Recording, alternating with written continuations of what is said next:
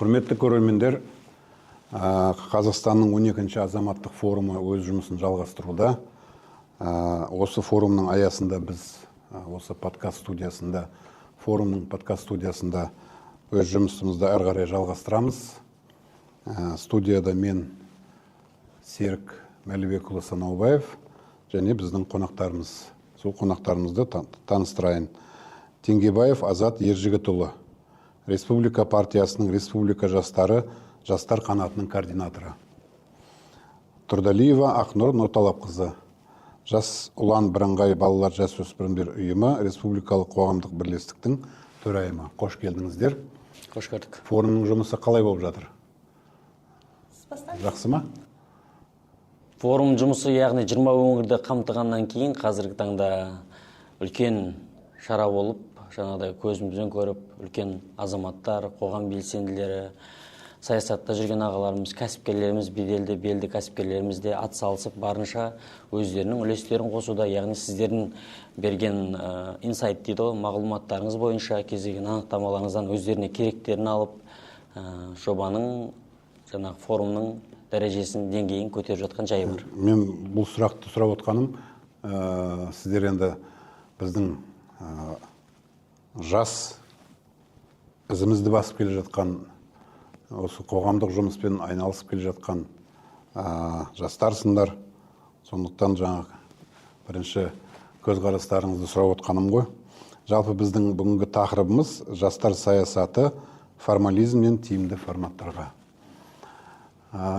Енді өтірік емес, мемлекет басшысынан бастап мынау жастардың саясатын жүзеге асыру жұмысына үлкен көңіл бөлінеді. Менің естуімше, білімімше, өңірлік деңгейдегі облыс әкімдері де, аудандық, қалалық деңгейлерде де барлық жерде жаңағы мемлекеттік органдармен қарым-қатынас жасау үшін тиісті диалогтық алаңдар құрылған. Барып жастар өзінің пікірін айтуына болады. Сол жастар саясаты жөніндегі барлық облыстардың әкімі тиісті комиссияны басқарады. Сондықтан бұл аз емес, бірақ өмір өзі бәрін айтады ғой, өмір. Халық айтады оның ішінде. Жастар да айтады. Ой, жаңағы жастардың жасап жатқан анау іс-шараларының бәрі әшейін көзбояушылық деп жаңағы.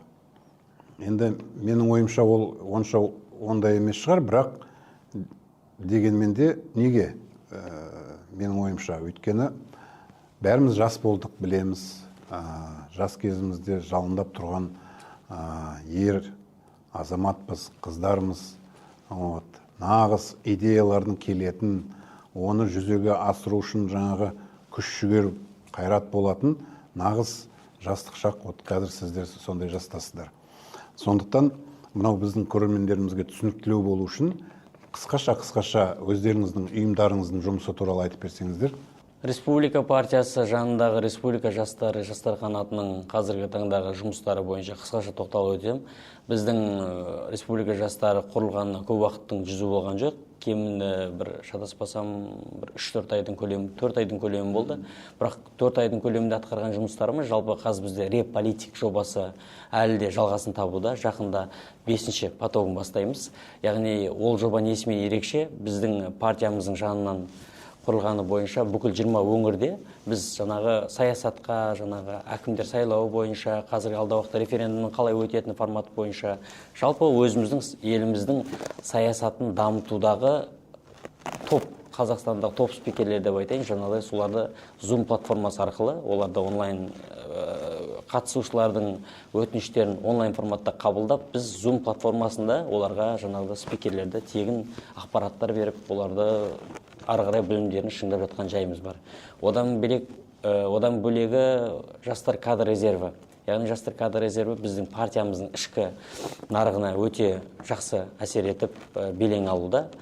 Яғни қазіргі таңдағы өздеріңіз білетіндей партия атынан жаңағыдай әкім сайлауында әкімдікке ұсынылып жатқан басқа да тағы да үлкен қызметтегілерді жаңағыдай өзіміздің партия кадр резервіне тест, емтихандар арқылы өткізіп, қазір өзіміздің партия кадр резервін жинақтап жатқан жайымыз бар. Одан бөлек жастардың арасында біздікі көбінесе партияның бағыты бойынша қолға алынып жатқан дүниелер. Дұрыс қой, енді өздерінің мақсаттарың бар, міндеттерің бар. Бағытымыз, мақсаттарымыз бар.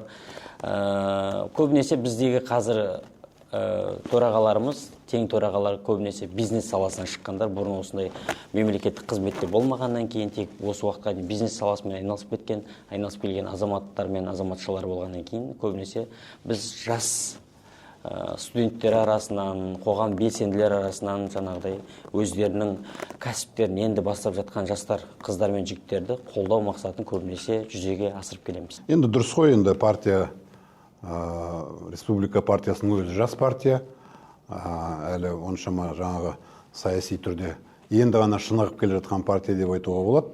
Әрине өзінің мақсаттары, міндеттері бар. Жаңағы кадр мәселесі өте дұрыс орынды деп есептеймін, өйткені тәрбиелеу керек қой өзіңе, жаңа жастарды партияның ісіне деген сияқты. Бұл енді өте дұрыс. Ақнұр, енді Жас ұлан ұйымы немен айналысып жүр? Жалпы біздің Жас ұлан бірыңғай балалар мен жасөспірімдер ұйымы республикалық қоғамдық бірлестігі 2011 жылы ашылған болатын, құрылған болатын. Қазіргі таңда оқу ағарту министрлігінің Ыбырай Алтынсарин академиясының мәліметі бойынша біздің қатарымызда 3,5 миллион мектеп оқушысы бар. Біз жалпы біздің миссиямыз мектеп оқушыларын жан-жақты дамыту арқылы елімізді ертең жақсартатын, дамытатын балаларды, жастарды тәрбиелеу. Жалпы бұл жерде енді жастар саясатына қандай қатысымыз бар деген сауал туындауы мүмкін. Біз білеміз, 18 жастан бастап балалар, олар да жастардың қатарына кіреді. Сондықтан да біз мектеп оқушыларына арнап, жастарға 14 жастан бастап деп айтып жатырмыз. Әртүрлі әлеуметтік, буллингке қатысты, экологияға байланысты, қаржылық сауаттылық, цифрлық сауаттылық жан-жақты дамыту үшін әлеуметтік жобаларды жүзеге асырамыз. Әрине бұл біздің серіктестеріміздің көмегімен. Қазіргі таңда Жас ұлан ұйымы еліміздің көптеген мектептерінде бар, және де біздің балалар мен біздің арамыздағы ұйымның арасындағы басты көпір ол мектеп тәлімгерлері немесе педагог мұғалімдер болып табылады. Біз енді үкіметтік емес ұйым болғандықтан енді мәдениет және ақпарат министрлігіне қараймыз, бірақ та енді біздің саламыз мектеп оқушылары болғандықтан оқу ағарту министрлігімен тікелей жұмыс жасаймыз.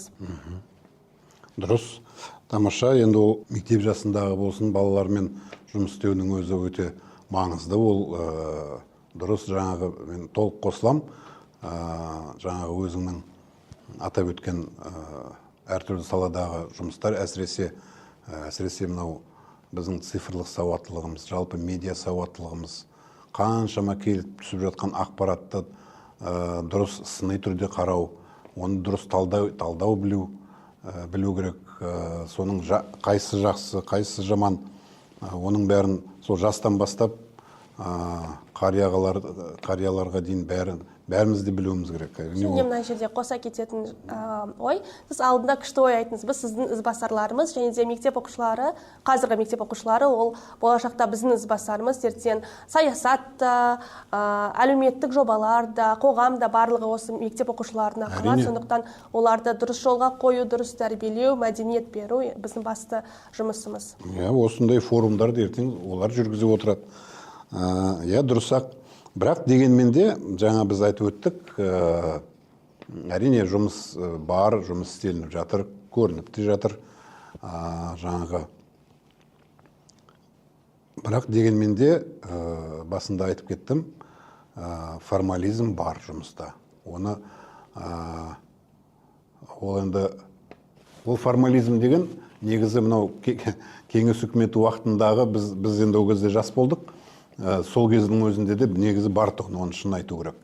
Бірақ сонда да әсіресе жаңағы студенттік жастар ол кезде сол өзінің іскерлігімен, өзінің жұмысымен көзге түсіп сөйтіп жүретін. Ал мынау зауыттарда, фабрикаларда жұмыс істейтін жастар тіпті бір қоғамдық өмірден тыс қалған сияқты.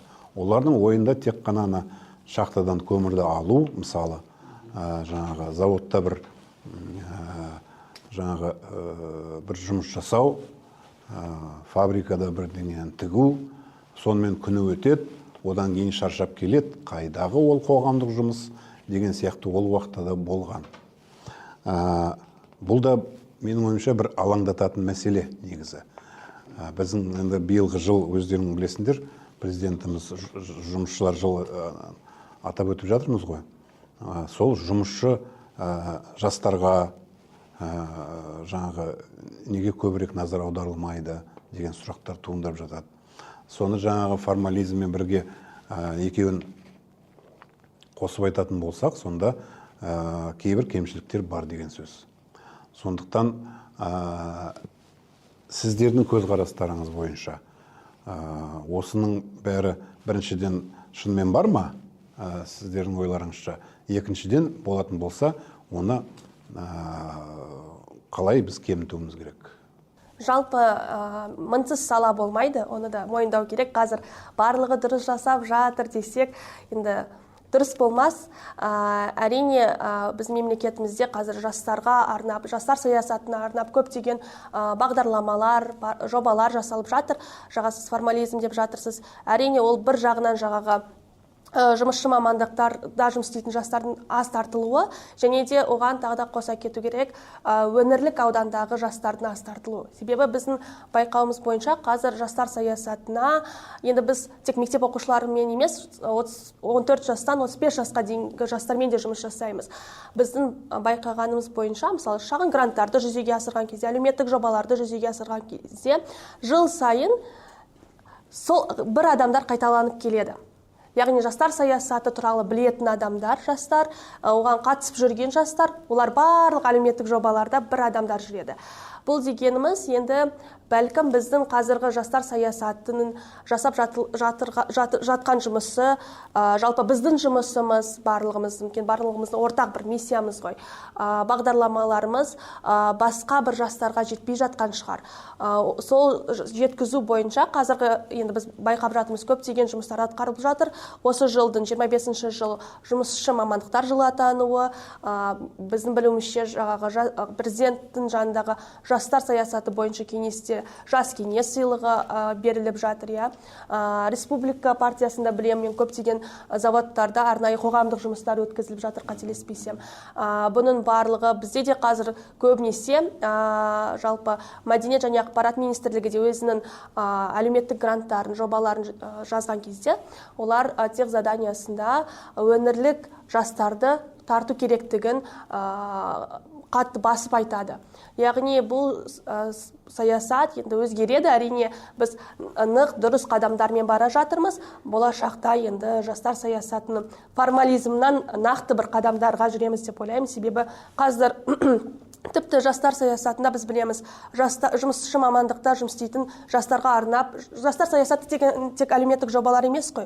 Ол баспанамен қамтамасыз ету, ол жұмыспен қамтамасыз ету, біліммен қамтамасыз ету, және де қазір біз білеміз, жұмысшы мамандықтарға арналған жастарға арнайы бір баспана бағдарламалары бар. Наурыз, отау деген сияқты бағдарламалары бар.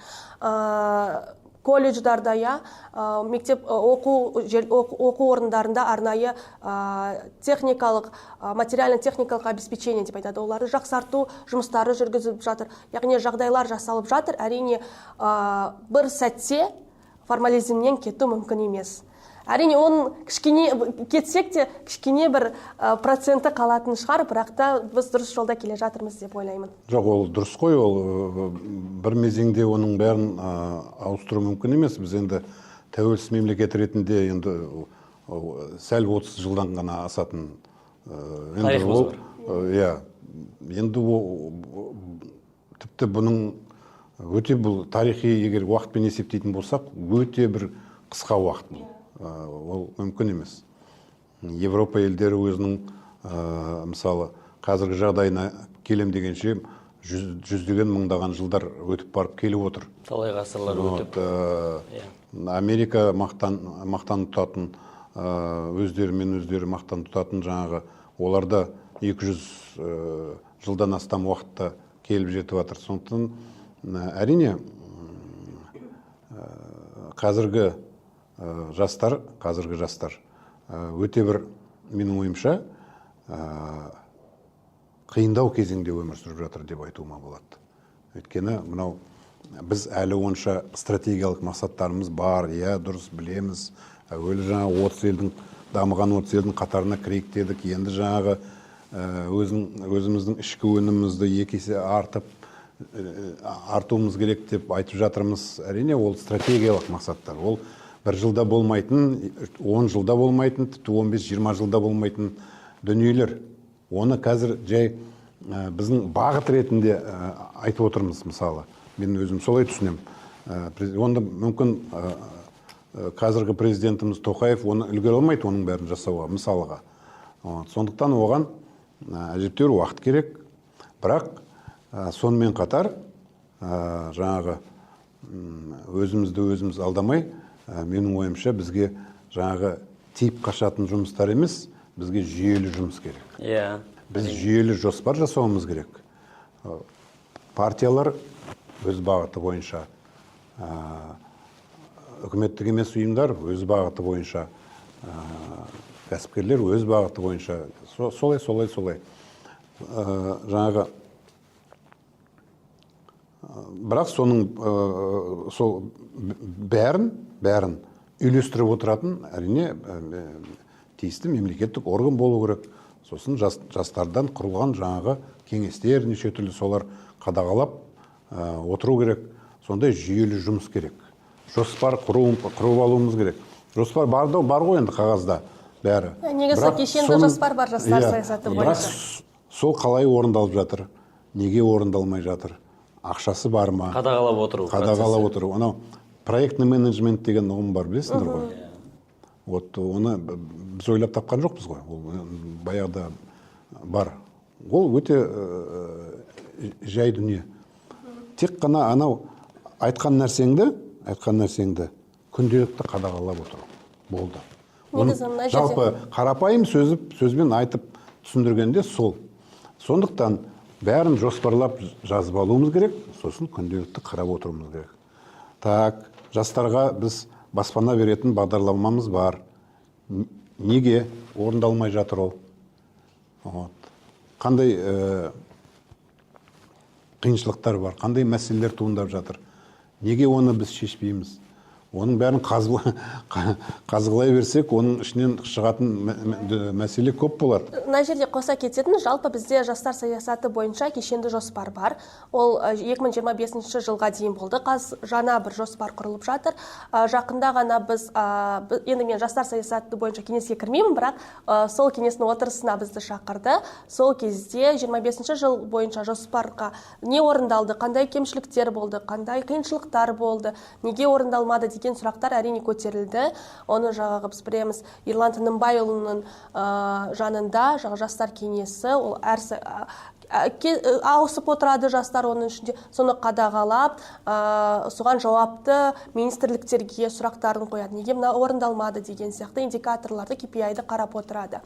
Әрине, енді басқа сұрақ бар, ол жұмыстардың барлығын көрсету керек деп ойлаймын, өйткені көп жастар білмейді. Сондықтан біз қазір, мысалы, біздің әлеуметтік желілерде мемлекет біз үшін не істеп жатқан жоқ деген сауалдарды оқимыз. Әрине, әрқайсысына жауап беріп отыра берсін, мындай жобалар бар, мындай бағдарламалар бар, неге беріп, өзіңіз беріп көрмедіңіз өтінімді десек, олар жай ғана білмейді ондай бағдарламалардың бар. Ол дұрыс, жаңағы сенің ойың.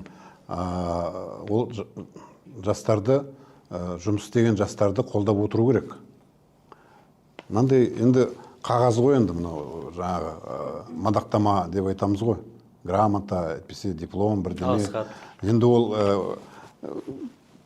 тіпті почти тегін нәрсе ғой. Соны анау жастарға, әсіресе ауылдың жастарына барып, ай, рахмет балаларым деп арқасынан қағып, конечно, қуанып қалды. Сондайға тәрбиелеуіміз керек. Жақсы нәрсені де айту керек. Ол да дұрыс. Бар нәрсені жақсы деп айту керек. Анау психологтар айтады ғой, медитация жасап, жаңағы сен жақсысың деп айта берсең, шынымен жақсы болып кетесің дегендей, шынымен де сондай болып кетеді. Ол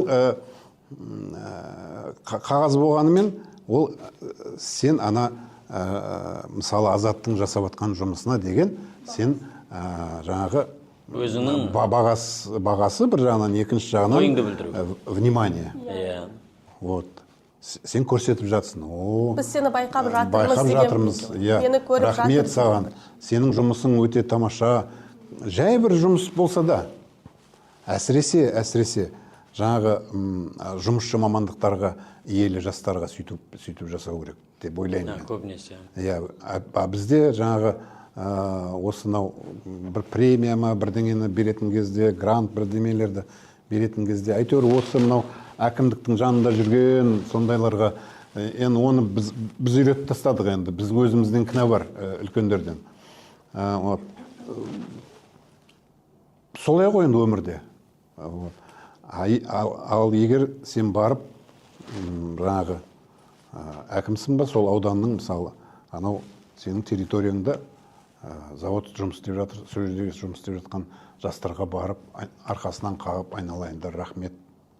Сенің жұмысының арқасында аудан тамақ жеп отыр, нан жеп отыр аудан. Сенің жұмысың арқасында. Деп сондай жақсы бір адамның көңіліне, құлағына жақсы естілетін бір сондай сөздерді айтып өсіруіміз керек негізі. Мотивация береді. Конечно. Әркім өзінен бастау керек қой. Негізі кез келген мысалы бір мемлекеттік қызметке болсын, басқа бір үкіметтік емес ұйымға болсын, партияның қызметкері болсын, немесе бұл студент кезден бастаған жастар болсын, кез келген қоғам белсендісі азамат болсын, өзінен бастаған дұрыс деп есептеймін, өз ойым. Себебі мысалы өзіне артылған жұмыс міндетті, ол адам тыңғылықты, тиянақты орындайтын болса, оның бір өзінің нәтижесін береді. Яғни жаңағы сіздің сөзіңіздің жаны бар, жаңа әкімдікке болсын, жаңағы басқа саладағы көп жұмысшы мамандықтар, заводта жұмыс істейтіндер, қара жұмыс істейтіндер, кен орындарында, мұнайда, жаңағыдай шахтада жұмыс істейтін аға әпкелеріміз болсын, өзіміздің құрдас қатарларымыз болсын, көбінесе жаңағыдай оларға естілмейді. Олардың үндері жоғары жақтағыларға естілмейді, жаңағы басшылықтарға естілмейді. Не себепті? Себебі ол кісінің қол астындағылар болсын, немесе жаңағы басқа жақтағы ортадағы байланыстыратын көпір адамдары оларды жаңағыдай елеп ескермеуі мүмкін. Себебі ол кісілердің жұмысы күнделікті таңның атысы, кештің батысы жұмысқа барады, үйіне қайтады, жұмысқа барады, үйіне қайтады. Күнделікті қайталанып жатқан бір өмір. Олардың өздеріне қойылған жұмысты тиянақты орындап, сонымен күнделікті өмірін өтіп жатыр. Ал жаңағыдай басшылық жақтан бағалануы, жаңа басқасын, ол ана жақтағы әкімдіктердің құзырларына, тек қана бір әкімнің құзырына ығыстырып қоя сала болмайды деп ойлаймын. Себебі оның астында қаншама қызметкерлер бар, сол әр адам өзінің жауапкершілігіне толық қарайтын болса, сол кезде нәтижелі жүйелі жұмыс болады деп ойлаймын. Өзінен бастау керек деген бұл вообще дұрыс нәрсе.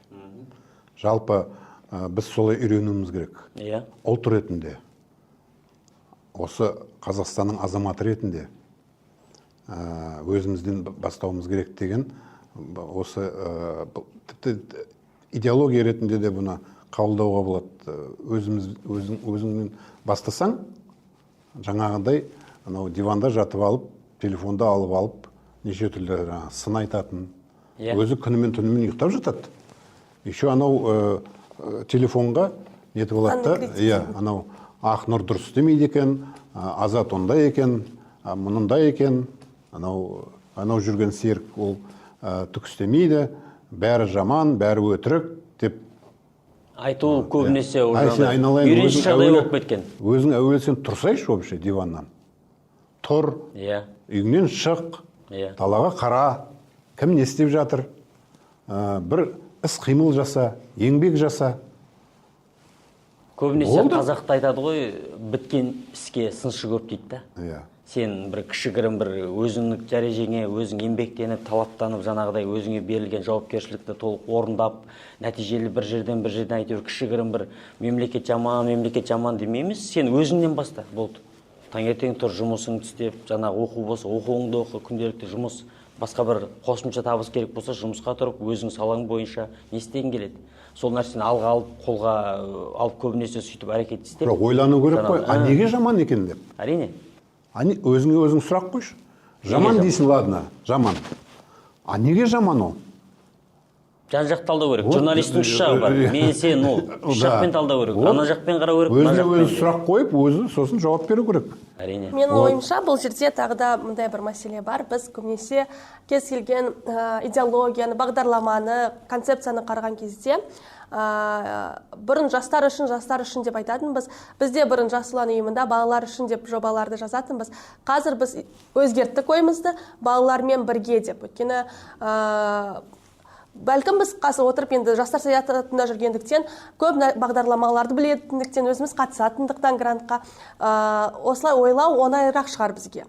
Сондықтан да біз басқа жастарды тартып, оларға не керек, қандай бағдарламалар керек, бәлкім бізге керек бағдарламалар оларға мүлдем керек жоқ шығар.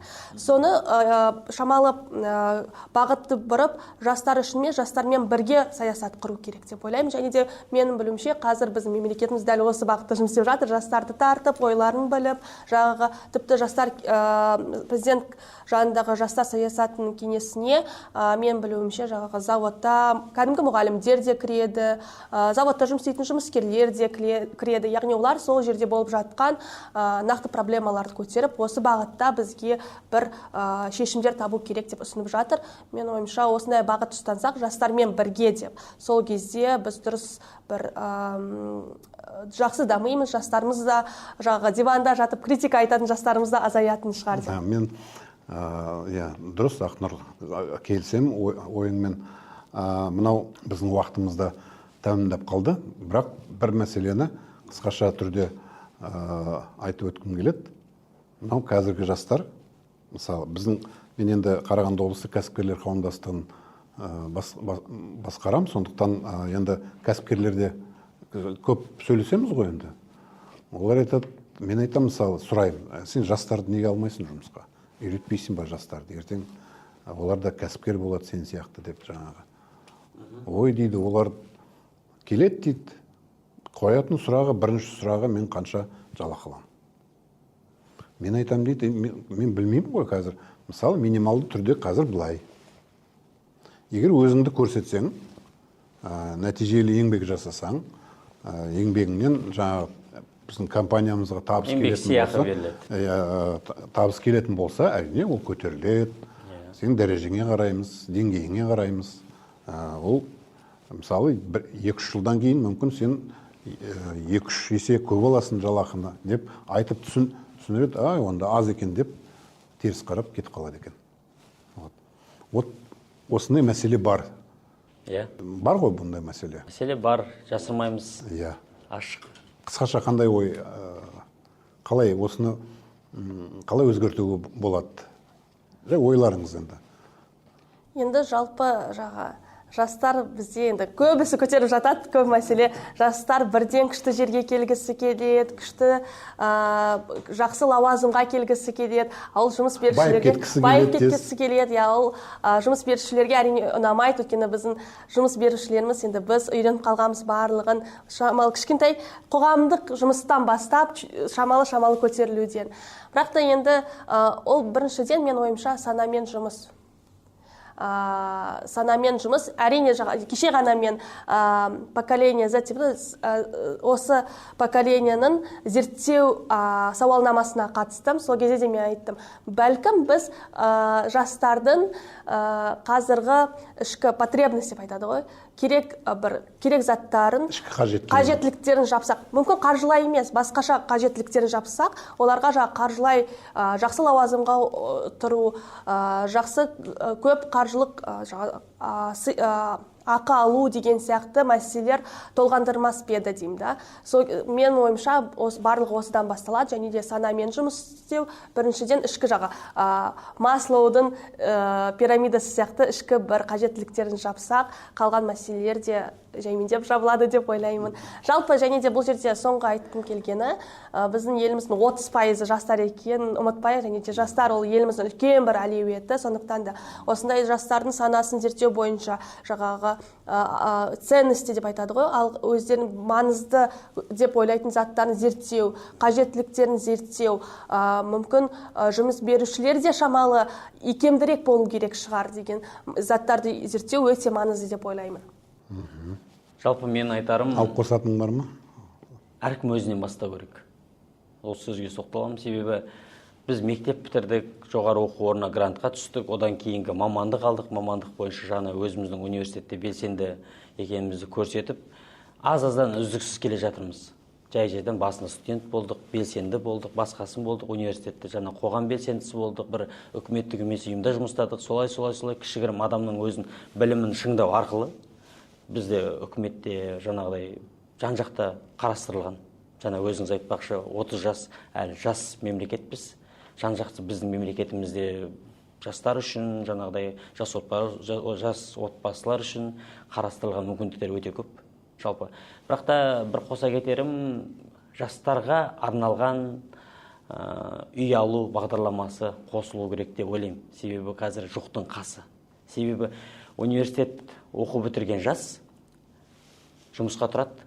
Ол жаңағыдай айлығын сұрауы мүмкін, жаңағыдай осы айлыққа қанағат етіп, өзінің еңбегін көрсетіп, басқа да табыс тауып жұмыс істеуі мүмкін. Бірақ та үй мәселесі біздің осы Шымкент, Алматы, Астана үлкен қалалар, мегаполистерімізде тапшылықтың орасан белгісін көрсетеді. Себебі жастарға арналған бағдарлама жоқ. Сен егерде үй алатын болсаң, сенен 6 айлық пенсионный көрсеткішін сұрайды. Пенсионный көрсеткіште жаңағыдай нақты нәтиже жоқ. Ана жерде сен пенсионный, мысалы, допустим, бір орта есеппен айлық көрсеткіші 150 мың дейік, 180 мың арасында алатын болса, саған түсетін пенсионный емес, жаңағы үй алатын бағдарламаға құятын 20%-ің болу керек. Одан кейін жаңағыдай пенсионның жетпей, сен артқа қайтарып жүреді. Ол жас не істейді? Ол жаңағыдай басқа жұмыс істейді, мамандық бойынша істемей кетуі мүмкін, қара жұмыс істеп кетуі мүмкін, жаңағыдай вахтовый жұмыстар, айлығы көп жаңағы жұмыстарды қарастырып кетуі мүмкін. Адамның өзі ішкі тұратын тұрғылықты мекен жайы көңіл тыныш болмаса, жаңағыдай адамда дегбірсіздену процесс көп болады ғой.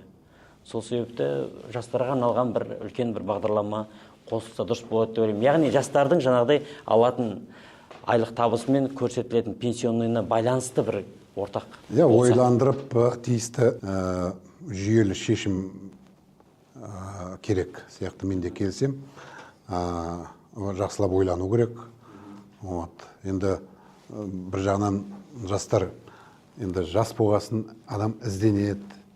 Жаңағы мүмкін оқыған оқуын, мүмкін ата-анасы жоқ, осыны оқисың, прокурор боласың, анау-мынау деп жаңағы оқытып шығарып, ол мүмкін ішкі қалауы басқаша. Филологияны жақсы көретін шығар, ішкі дүниесі, әйтпесе басқа бір нәрсені жақсы көретін шығар. Онда мен кешіресіз сөзіңізді бөлгенмін, Серік мырза. Қазіргі таңда екінші жоғарғы оқу мамандығын оқу алуға болады, второй высший деп айтады ғой. Егер де сен, мысалы, әке-шешең қинап түсірген кезіндегі, мысалы, мамандықтар болатын болса, ол мамандықта сен жұмыс істеп келдіңді, бірақ сенікі емес анау. Оны түсіну керек, сенің мамандығың емес, сен қаламайсың ана жұмысты, бірақ білесің, жұмыс істеген келмейді. Бірақ второй высший деген мамандық арқылы сен басқа өзіңнің қалаған салаңмен жұмыс істеуге мүмкіндік бар ғой. Ол да бар. Мен жаңа баспана ел жастарға арналған 35 жасқа дейінгі жастарға арналған баспана бағдарламалар жоқ деп айтпаймын. Астана қаласында, Алматы қаласында, Шымкент қаласында барлық жерде бар. Бірақ та аз. Солардың санын көбейту керек. Басқа өңірлерде де көбейту керек. Енді басқаша көзқараспен қарау керек шығар мүмкін. Ол бағдарламаның бәріне. Жаңағы үйлеспейтін жерлерін үйлестіру керек. Қай жерде жаңағы проблема болып тұр? Неге олай? Соны талдап, анализ жасап, тиісті анализ, талдау деген өте керемет нәрсе. Сонда сен ана кемшілікті көріп тұрасың. И оны жоятын жолды көріп тұрасың. Иә. Ол өте маңызды. Ол ұзақ уақыт алуы мүмкін, бірақ бір мәселе ойым қосып жіберсем бола ма? Жастарға бір үндеу сияқты, жаңа сіз айтып кеттіңіз, ата-аналары бағыттаған шығар, сол мамандыққа оқыды, бірақ ішкі дүниесі басқаны қалайтын шығар деген сияқты. Жастарға айтарым, өзім де жаспын негізі, ешқашанда осы мамандыққа оқыдым, ол маған қажет емес деп ойлаудың қажеті жоқ. Себебі біз қазір тез өзгеретін заманда өмір сүріп жатырмыз. Негізі мындай термин бар, lifelong learning деген, өмір бойы оқу деген. Себебі қазір жаңағы өмір бойы сіздер оқып, өздеріңіздің бір білімдеріңізді жақсартып, дамытып, жан-жақты дамытсаңыздар, яғни мен мысалы финансистке оқыдым. Қазір мен educational management деп айтады, educational leadership деген мамандыққа магистратураға түсейін деп жатырмын. Әрі қарай басқа мүмкін мамандықты таңдайтын шығармын. Себебі заман өзгеріп жатыр, және де егер сіз талпына берсеңіз, біліміңізді шыңдай берсеңіз, жұмыс орны да таба алады, сіздің біліміңізді бағалайтын адамдар да табылады, сізге сол біліміңізге сай зарплата, қаржы беретін адамдар да табылады, сондықтан да баспана да аласыз, барлығы да болады. Жақсы нүкте болды. Ақнұр, рахмет осы ой пікіріңе. Жалпы екеуіңе де рахмет. Енді сол мынау қазіргі бақта алып келетқан жолдарың, өмірлік жолдарың әр уақытта жақсы болсын, тиісті жаңағы мақсаттарыңа жете беріңдер. Әрине, біз қазақ баласын айтамыз, біз жастарға сенеміз деп айтып кеткенімізге, әрине президент те сенеді, біз де сенеміз, бүкіл ел болып сенеміз. Біздің жастарымызға ешкімнен кем емессіңдер, білім десе білім бар, түр десе түр бар дегенде сияқты. Сондықтан еліміздің болашағы, бұл жаңағы пафосты түрде айтылған нәрсе емес, шынымен де солай. Еліміздің болашағы өздерің, сондықтан сіздерге сәттілік тілеймін. Ал біздің уақытымыз осымен тамам. Келесі подкастта кездескенше.